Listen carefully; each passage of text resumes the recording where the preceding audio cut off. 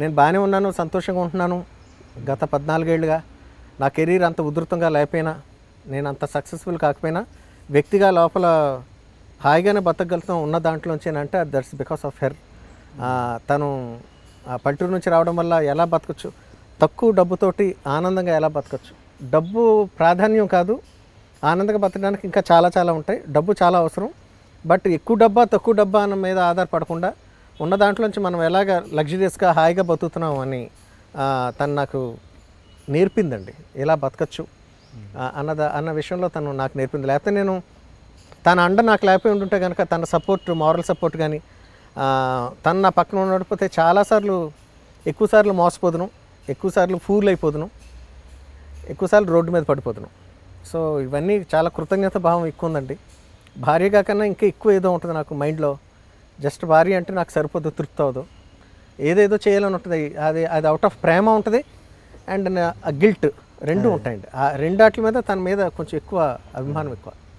And నాకు incident చెప్పారు మీరు, అంటే ఏంటి చాలా తక్కువ డబ్బుతో, ఇప్పుడు మీరు అన్నారు కాబట్టి తక్కువ డబ్బుతో ఎలా బతకొచ్చు అన్నది చాలా క్రూషియల్ పీరియడ్ టైంలో గల్లగురిగి పగలగొట్టి దాంతో నెలంతా గడిపారన్నది ఏదో చెప్పారు. అవునండి, అవునండి. అదే అంతకుముందు ఆ తర్వాత సినిమా చేస్తున్నప్పుడు అండి, హార్డ్లీ 5 years బ్యాక్.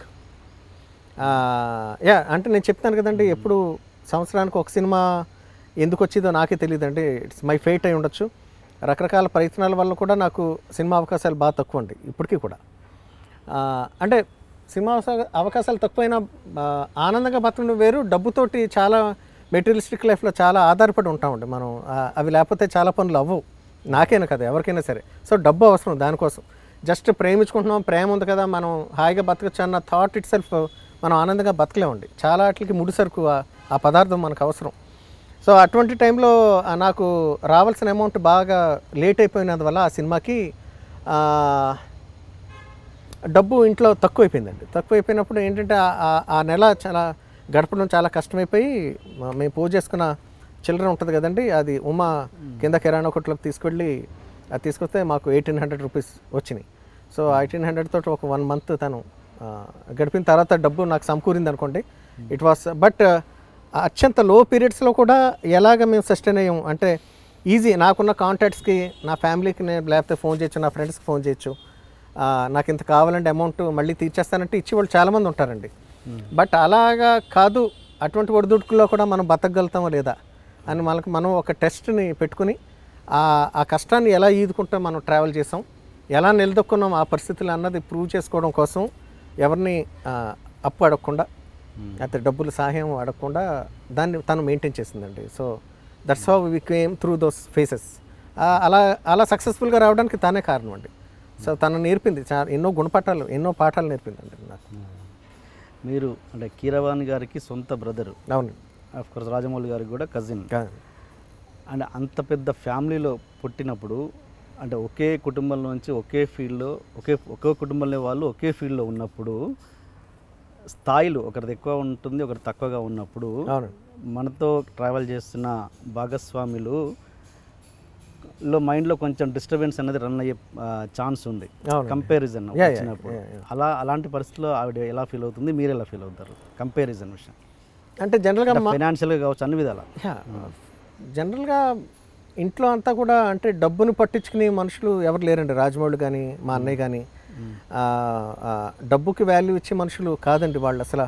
అంటే వాడు వాళ్ళ గురించి మాట్లాడ లేదండి. మా ఇంట్లో మా వదినలు కూడా అండి, మా రమక్క కానీ మా వదిన వల్లి వదిన కానీ వీళ్ళెవరు కూడా వాళ్ళకి డబ్బులు, వాళ్ళు కూడా వాళ్ళ జీవితాలను చూసి వచ్చిన వాళ్ళు అండి. వాళ్ళంతా కూడా కష్టాలను ఎదుర్కొని పైకి వచ్చిన వాళ్ళు అండి వీళ్ళంతా కూడా.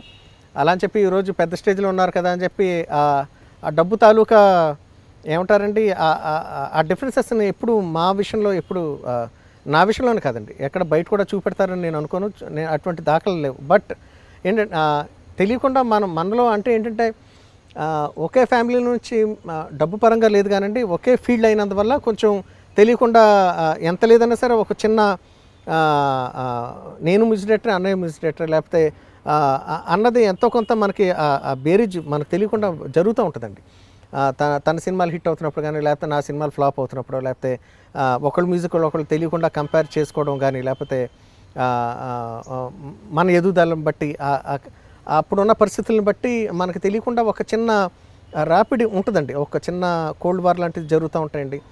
బట్ అవన్నీ టెంపరీ ఫేజెస్ అని నా ఉద్దేశం అండి. అవన్నీ కూడా జీవితాలని ఏ రకంగానూ శాసించవండి.